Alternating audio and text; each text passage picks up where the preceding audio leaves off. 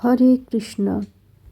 শ্রীমদ্ ভাগবতের দশম স্কন্ধের 46 এবং 47 সংখ্যক অধ্যায় অবলম্বনে রচিত মহানামব্রত ব্রহ্মচারীর উদ্ধব সন্দেশ থেকে বেশ কিছুদিন হলো পাঠ রাখছি। এর আগের দিন আমরা দেখেছি কৃষ্ণ সখা উদ্ধব বৃন্দাবনে নন্দরাজের সঙ্গে সারা রাত কৃষ্ণের আলোচনায় থেকেছেন। প্রথম রাত্রি এভাবেই ভোর হয়ে গেছে। ভোরবেলায় উদ্ধব গেছেন যমুনার ঘাটে স্নানান্নিক সারবেন। এই যাতায়াতের পথে তিনি শুনতে পেয়েছেন শ্রীকৃষ্ণের জন্য ব্রজাঙ্গনাদের আরতি। কেবলমাত্র রথ দর্শনে তারা যে সকল আলোচনা করছেন তাতে উদ্ধব মহারাজের মনে হয়েছে যে তিনি না এলেই মনে হয় ভালো হতো।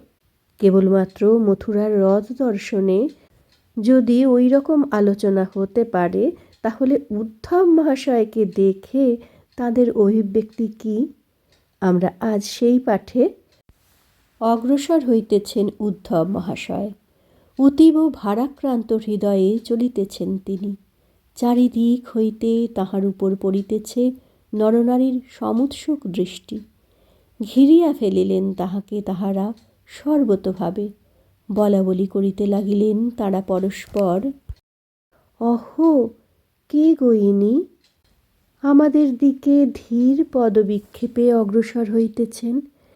ইহার গায়ের বর্ণটি শ্যামের মতোই শ্যামল, কোটির ধটিখানি পীতাম্বরের মতোই পীত, মুখখানি চাঁদের মতোই লাবণ্যযুক্ত, তার মধ্যে চক্ষু দুইটি নূতন পদ্মের পলাশের মতো। ইহার বাহু দুটি ব্রজসুন্দরের মতোই জানু পর্যন্ত লম্বিত, ঠিক তাহারই মতো বর্তুল ও স্থূল।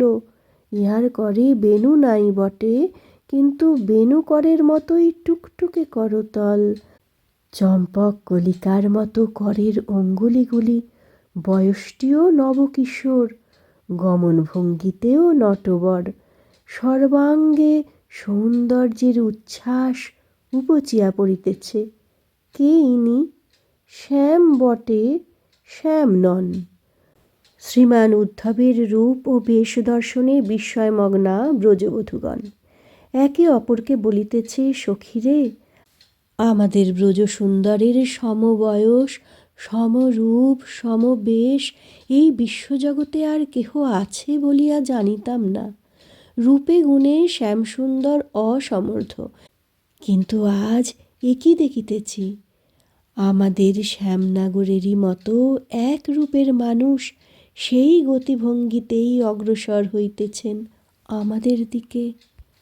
বসন ভূষণ যা কিছু ইহার অঙ্গে দেখিতেছি সবই শ্যাম সুন্দরের মতো।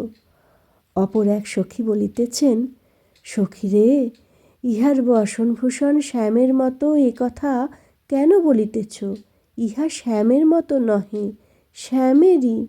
ওর কোটির পীতাম্বর, গায়ের উত্তরীয়, কণ্ঠের মালিকা, অঙ্গের অলঙ্কার ওসব অচ্যুতের মতো নয়, অচ্যুতেরই। তাঁর শ্রীঅঙ্গে ব্যবহৃত দ্রব্যাদিতে সর্বদা লাগিয়া থাকে নিরুপম তাঁর দেহগন্ধ। সেই সৌরভ চিনিতে অন্যের ভুল হইতে পারে, আমাদের নাসিকার ভুল হইবার তো কথা নয়। চিরপরিচিত অনন্য সাধারণ শ্যামের অঙ্গসুরভি আমাদের নাসিকায় সদা প্রবাহিত। মনে হয় ওই সকল দ্রব্য শ্যাম অঙ্গ হইতে খুলিয়া রাখিবার সঙ্গে সঙ্গে ইনি পরিধান করিয়া আসিয়াছেন। তাই ভাবি, কে হবেন ইনি?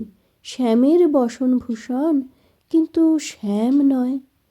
শ্রীকৃষ্ণ যেদিন ব্রজ হইতে চলিয়া যান সেই দিন ভাবি বিরহকাতরা ব্রজবধূগণ আলুথালু বেশে ছুটিয়া ঘরের বাহির হইয়া আসিয়াছিলেন অক্রূরের রথকে বাধা দিতে।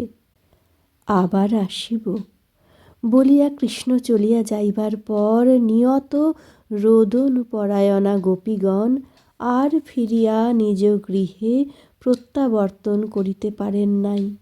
কুঞ্জবনের ভিতরে বাহিরে ও পথে পথেই তাহারা সতত হা কৃষ্ণ, হা কৃষ্ণ বলিয়া তপ্ত অশ্রুপাত করিতেছেন। তাহারা যে স্থানে আছেন সে স্থান সাধারণ মানবের দূরধিগম্য। নিকট দিয়া 7 বার আনাগোনা করিলেও কুঞ্জের পথ সকল চক্ষুর গোচরীভূত হয় না। আজ অন্যের অগম্য সেই কুঞ্জবীথি ধরিয়া উদ্ধব অগ্রসর হইতেছেন।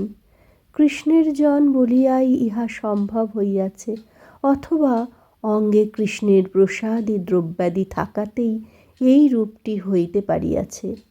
শাস্ত্রে আছে, ভক্তগণ ভগবানকে বলেন, হে নাথ, তোমার মায়া দূরত্বয়া বটে, কিন্তু আমরা তোমার দাসেরা তাহাকে জয় করি অনায়াসে। তোমাকে অর্পিত মালা, তোমার ব্যবহৃত বস্ত্র, অলঙ্কার, সুগন্ধ দ্বারা ভূষিত দেহে থাকি বলিয়া তোমার মায়ার আবরণকে আমরা গ্রাহ্য করি না। যার দেহে থাকে শ্রীকৃষ্ণের প্রসাদী দ্রব্য, মায়া তাহার নিকট হইতে লজ্জায় অবনত হইয়া বহু দূরে সরিয়া পড়ে। তাই আজ কুঞ্জের পথে ছিল যে যোগমায়ার পর্দাখানি, তাহা অনায়াসেই অপসৃত হইয়া গিয়াছে শ্রীমান উদ্ধব মহাশয়ের পথের অগ্রে। উদ্ধবকে আসিতে দেখিয়া কেহ কেহ যেমন ইনি কে জানিবার জন্য আলোচনা করিতেছেন, কেহ কেহ আবার ইনি যে কৃষ্ণের জন, কৃষ্ণের বার্তাবহ, তাহা বুঝিতে পারিয়াছেন। কারণ কৃষ্ণের নিজজন ছাড়া ওই নিভৃত কুঞ্জের পথে পা দিতে পারে এমন সাধ্য কার আছে? আর কৃষ্ণের প্রিয়জন ছাড়া কৃষ্ণের প্রসাদী দ্রব্যাদির অধিকারী বা অন্যে হইবে কি রূপে? ব্রজাঙ্গনাগণ শ্রী উদ্ধবকে শ্রীকৃষ্ণতুল্য রূপ দর্শন করিয়াছেন। এটি কিন্তু অতীব আশ্চর্যের বিষয় যে তাহারা তাহাকে শ্রীকৃষ্ণই ইনি এই রূপ মনে করিয়া ছুটিয়া আসিয়া জড়াইয়া ধরেন নাই। কৃষ্ণের সঙ্গে কিঞ্চিৎ কথঞ্চিৎ সাম্য দর্শনে তাহারা তমালকে কৃষ্ণ মনে করেন, মেঘকে কৃষ্ণ মনে করেন, যমুনার কালো জলকে কৃষ্ণ মনে করেন, গাঢ় অন্ধকারকে জড়াইয়া ধরিয়া চুম্বন করেন। কিঞ্চিন মাত্র সাদৃশ্য থাকায় অপ্রাণিতে যাহাদের ঘন ঘন কৃষ্ণভ্রান্তি, তাহারা আজ কিন্তু উদ্ধবের মতো একটি জীবন্ত ব্যক্তি দর্শনেও কৃষ্ণভ্রান্তিতে পতিত হইলেন না। হৃদয়ের বিশুদ্ধ ভাবই তাহাদের অভ্রান্ত চক্ষু। উদ্ধবকে কৃষ্ণ মনে করিয়া আলিঙ্গন করিলে রসের রাজ্যে উহা নিতান্তই দোষাবহ হইয়া পড়িত। গোপীদের চিত্তের বিমল ভাবই তাহাদের ধর্ম মর্যাদার রক্ষক। লক্ষ্মী, পার্বতী, অরুন্ধতী যাহাদের সতীত্ব বাঞ্ছা করেন, তাহারা কি কখনো পারেন কৃষ্ণ ভিন্ন অপর পুরুষকে স্পর্শ করিতে? নিতান্ত উন্মাদ অবস্থাতেও তাহাদের দ্বারা কুত্রাপি সম্ভব নহে এমন কার্য, যাহা রসাবহ নয়। মানব দেহে যেমন দেহ রক্ষাকারী এক প্রকার শক্তি থাকে, চক্ষের মধ্যে কোনো ধূলিকণা প্রবেশ করিতে গেলেই চক্ষুর পাতা আপনা আপনি বুজিয়া যায়। মহাভাবময়ী গোপাঙ্গনাগণের ভাবময় দেহের মধ্যেই সেই রূপ একটি অনির্বচনীয় শক্তি বিশেষ আছে, যাহা স্বতই তাহাদের সর্ববিধ মর্যাদা সর্বতোভাবে রক্ষা করে। তাই অপ্রাণী তমালকে যাঁরা কৃষ্ণ মনে করিয়া বক্ষে চাপিয়া ধরেন, তাহারা কিন্তু আজ প্রাণী উদ্ধবকে প্রাণনাথ ভুল করিয়া স্পর্শ করিলেন না, তবে তাহাকে বেষ্টন করিয়া ফেলিলেন। কৃষ্ণকৃপায় উদ্ধব আসিয়া পড়িয়াছেন অতীব রহস্থানে। তিনি দেখিলেন ব্রজের বাহিরে লোক যাহা কেহ কোনো দিন দেখে নাই, তিনি দেখিলেন মহাভাবের ঘনীভূত মূর্তিগুলি। যেমন ভস্মাচ্ছাদিত অগ্নি, তেমন বিরহ তাপাবৃত ভাবঘন শ্রীবিগ্রহ সকল। অতীব ভক্তিযুক্ত চিত্তে দর্শন করিলেন উদ্ধব মহারাজ ব্রজদেবীগণকে কিঞ্চিৎ দূর হইতে। দূর থেকে ব্রজাঙ্গনারা উদ্ধবকে দর্শন করছেন। উদ্ধব ব্রজে আসার সময় শ্রীকৃষ্ণের ব্যবহৃত জিনিস সব পরিধান করে এসেছেন। শ্রীকৃষ্ণই সাজিয়ে দিয়েছেন উদ্ধবকে। তো উদ্ধব যমুনার ঘাটে স্নান করতে গিয়ে সেগুলি খুলে রেখেছিলেন, স্নান করে আবার পরেছেন। আমরা এগুলো আগের দিনের পাঠে দেখেছি। আর আমরা আগের পাঠেও দেখেছি উদ্ধব কেমন, চেহারায় চলনে বলনে একদম শ্রীকৃষ্ণের মতো। যে গোপীরা কৃষ্ণ বর্ণ দেখে তমাল গাছ, মেঘ, যমুনার কালো জল সকল জড় বস্তুকে কৃষ্ণ মনে করতেন, সেই ব্রজগোপীরা কিন্তু উদ্ধবকে কৃষ্ণ ভেবে ভুল করলেন না। বুঝলেন যে ইনি কৃষ্ণের মতো, কিন্তু কৃষ্ণ নন। ব্রজাঙ্গনাদের এ ভুল হতে পারে না। আর এদিকে উদ্ধব, তিনি কেমন দেখছেন? তিনি দেখছেন যেমন ছাই চাপা আগুন থাকে, তেমন বিরহ তাপাবৃত, বিরহ তাপে আবৃত বিগ্রহগুলিকে। উদ্ধব কিন্তু কিছুটা দূর থেকে ব্রজাঙ্গনাদের দেখছেন।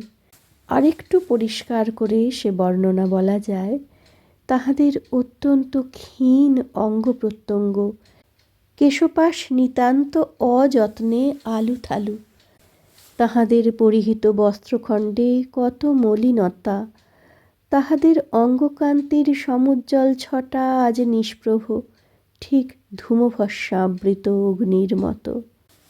শ্রীকৃষ্ণ বদন দর্শনের সুতীব্র লালসায় তাহাদের চক্ষুগুলি সুব্যগ্র, পিপাসার্ত, সুচঞ্চল। সুদীর্ঘ দীর্ঘ নিঃশ্বাস পরিত্যাগে তপ্ত বাতাসের চাপে ও তাপে তাহাদের অরুণাধরগুলি যেন বিমর্দিত, বিদলিত। শ্রীমুখপদ্মের মধ্যস্থলগুলি সর্বাধিক বিশুষ্ক ও বিশীর্ণ। যে মহাভীতির ছবি থাকে দাবানল তপ্ত ব্রণমেঘের চাহনিতে, তাহাই আজ সুপ্রকট কৃষ্ণ বিরহ ভীতা গোপাঙ্গনাকুলের শ্রীমুখে ও চোখে। বিরহ রসের অধিষ্ঠাত্রী দেবীরূপে আজ বনপ্রান্তে বিরাজমানা ব্রজরামাগণ উদ্ধবের গোচরীভূতা হইলেন কোনো অনির্বচনীয় সৌভাগ্যের ফলে। উদ্ধব ব্রজাঙ্গনাদের কেমন দেখলেন? আলুথালু কেশ, পরনের কাপড় ময়লা, চোখে কোনো দীপ্তি নেই, মুখ শুকিয়ে গিয়েছে, আর চাউনিতে ভয়। যে হরিণেরা দাবানল দেখেছে তাদের মধ্যে একটা ভয় জন্মায়, তাদের চোখে যেরকম ভয় থাকে সেই ভয়। কিন্তু গ্রন্থকার বলছেন উদ্ধব যে দর্শন পেলেন ব্রজাঙ্গনাদের, সে উদ্ধবের পরম সৌভাগ্যের। উদ্ধব কুঞ্জপথে হাঁটতে হাঁটতে অনেকটাই কাছাকাছি এসে গেছেন ব্রজাঙ্গনাদের। পাঠ করি। অতি নিকটস্থ উদ্ধবকে ব্রজবধূগণ রমাপতির সন্দেশ বাহক দূত বলিয়া জানিলেন। জানিয়া বসিতে দিলেন একটি ক্ষুদ্র আসন। শত জীর্ণ শীর্ণ ছিন্ন মলিন সে আসনখানি কৃষ্ণহারা গোপিকার অন্তরেরই তুল্য। পূজ্যজনের প্রদত্ত আসন প্রতিগ্রহ সদাচার সম্মত নয়। উদ্ধব কৃষ্ণদাসাভিমানী, প্রভুর প্রিয়াগণ কর্তৃক প্রদত্ত আসনে উপবেশন করিলে শুদ্ধ আচারের মর্যাদা ক্ষুণ্ণ হয়। কৃষ্ণদাস তাহা পারেন না। উদ্ধব তাই ওই আসনে বসিতে পারিতেছিলেন না। পক্ষান্তরে যিনি আসন দিয়া বসিতে আদেশ করিয়াছেন, তাহার আদেশ লঙ্ঘনেও অপরাধের আশঙ্কা। তাই আসন ও আদেশ দুইয়ের মর্যাদা রক্ষা করিলেন উদ্ধব। আসনখানিকে দক্ষিণ হস্ত দ্বারা স্পর্শ করত অবনত শিরে আসনের পার্শ্বে ভূতলে উপবেশন করিয়া। উদ্ধব অত্যন্ত নিকটে এসে গেছেন, হয়তো আঙিনায়। ব্রজাঙ্গনা শত জীর্ণ একখানি আসন এনে বসতে দিয়েছেন। এখন উদ্ধব কি করেন? উদ্ধবের মনে এই ধারণা রয়েছে যে তিনি শ্রীকৃষ্ণের দাস, তাহলে ব্রজাঙ্গনাগণ তার কাছে পূজ্য। পূজ্য ব্যক্তির দেওয়া আসনে তিনি বসবেন, আবার না বসলে যে অমর্যাদা করা হয়। তাই জন্য তিনি ডান হাতে আসনটিকে নিয়ে একটু সরিয়ে দিয়ে ভূতলে মাটিতে বসলেন। শ্রীগ্রন্থে মূল শ্লোক উপবিষ্টম আসনে এইরূপ উল্লেখ আছে। আসনের সমীপে বসিলেন শ্রীমান উদ্ধব। পূর্বে কিন্তু তাহাকে কোনো দিন দর্শন করেন নাই গোপরামাগণ, তথাপি তাহারা তাহাকে ঘিরিয়া বসিলেন চিরপরিচিত জনের মতোই। পদ্মের কোষে থাকে মধু, তাহারই গন্ধে মধুপ আসিয়া পদ্মকে ঘিরিয়া বসে। উদ্ধব ভক্ত, নিয়ত কৃষ্ণ পাদপদ্ম ধ্যানরত। উদ্ধবের বুকের মধ্যে আছে শ্রীকৃষ্ণ চরণাম্বুজ। তাহারই সৌরভে আকৃষ্ট হইয়াই বুঝিবা অলিকুলের মতো গোপরামাগণ উদ্ধব পদ্মকে বেষ্টন করিয়া বসিলেন।